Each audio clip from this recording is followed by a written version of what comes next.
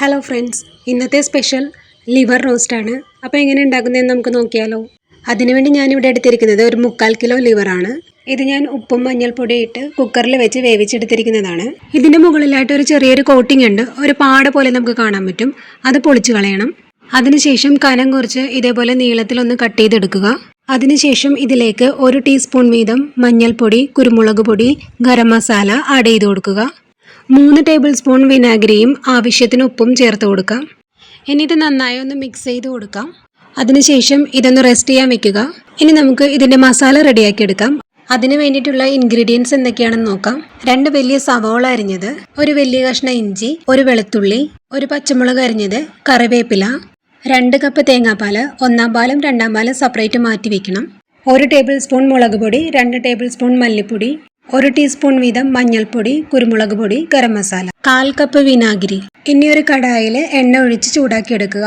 എണ്ണ നന്നായി ചൂടായി കഴിയുമ്പോൾ അതിലേക്ക് നമുക്ക് മാറ്റി വെച്ചിരിക്കുന്ന സവോള, പച്ചമുളക്, വെളുത്തുള്ളി, ഇഞ്ചി, കറിവേപ്പില ഇതിലേക്ക് ആഡ് ചെയ്ത് കൊടുക്കുക. ഇനി അല്പം ഉപ്പും കൂടി ചേർത്ത് കൊടുക്കുക. അതിനുശേഷം നന്നായി ഒന്ന് വഴറ്റിയെടുക്കുക. ഇപ്പോൾ ഇത് ഏകദേശം ഒരു ഗോൾഡൻ കളറായി വന്നിട്ടുണ്ട്. ഇനി നമുക്ക് ഇതിലേക്ക് പൊടികൾ ആഡ് ചെയ്ത് കൊടുക്കാം. നമ്മൾ മാറ്റി വെച്ചിരിക്കുന്ന മല്ലിപ്പൊടി, ഗരം മസാല, മഞ്ഞൾപ്പൊടി, മുളക് പൊടി, കുരുമുളക് പൊടി എല്ലാം നമുക്ക് ഒരുമിച്ച് ഇതിലേക്ക് ഇട്ട് കൊടുക്കാം. പൊടികൾ ഇടുന്ന സമയത്ത് ലോ ഫ്ലെയിമിൽ വെക്കുന്നതായിരിക്കും നല്ലത്.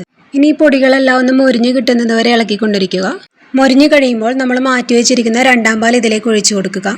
അതിന് തിളച്ച് വരുമ്പോഴേക്കും നമ്മൾ മാറ്റി വെച്ചിരിക്കുന്ന ലിവർ ഇതിലേക്ക് ആഡ് ചെയ്ത് കൊടുക്കുക. എന്നിട്ട് നന്നായി ഒന്ന് മിക്സ് ചെയ്ത് കൊടുക്കണം. അതിനുശേഷം നമ്മൾ മാറ്റി വെച്ചിരിക്കുന്ന വിനാഗിരി ഇതിലേക്ക് ഒഴിച്ചു കൊടുക്കാം. ഇനി ഇത് തിളച്ചതിന് ശേഷം 2 മിനിറ്റ് വെക്കണം. ആ ടൈമിൽ നമ്മൾ ഒഴിച്ചു കൊടുത്ത വിനാഗിരിയും തേങ്ങാപ്പാലും ഒന്ന് വറ്റി വരും. അതിനുശേഷം നമ്മൾ മാറ്റി വെച്ചിരിക്കുന്ന 1-ാം പാൽ ഇതിലേക്ക് ആഡ് ചെയ്ത് കൊടുക്കാം. എന്നിട്ട് നന്നായി ഒന്ന് മിക്സ് ചെയ്ത് കൊടുക്കാം. ആവശ്യത്തിന് ഉപ്പും കൂടി ചേർക്കാൻ മറക്കരുത്. 1-ാം പാൽ ഒഴിച്ചതിന് ശേഷം തിളച്ച് വരുമ്പോൾ തന്നെ ഫ്ലെയിം ഓഫ് ചെയ്യണം. അപ്പോൾ നമ്മുടെ ലിവർ റോസ്റ്റ് ഇവിടെ റെഡി ആയിട്ടുണ്ട്. ഇപ്പോൾ കാണുമ്പോൾ കുറച്ച് ലൂസായിട്ടാണെങ്കിലും കുറച്ച് കഴിയുമ്പോഴേക്കും ഗ്രേവി നല്ല തിക്കായിട്ട് വന്നോളും. എല്ലാവരും ഇതൊന്ന് ട്രൈ ചെയ്ത് നോക്കണം. അപ്പോൾ വീഡിയോ ഇഷ്ടപ്പെട്ടെങ്കിൽ ലൈക്ക് ചെയ്യാനും സബ്സ്ക്രൈബ് ചെയ്യാനും മറക്കരുത്. അപ്പോൾ ഇനി നെക്സ്റ്റ് വീഡിയോയിൽ കാണാം. Tata, bye bye.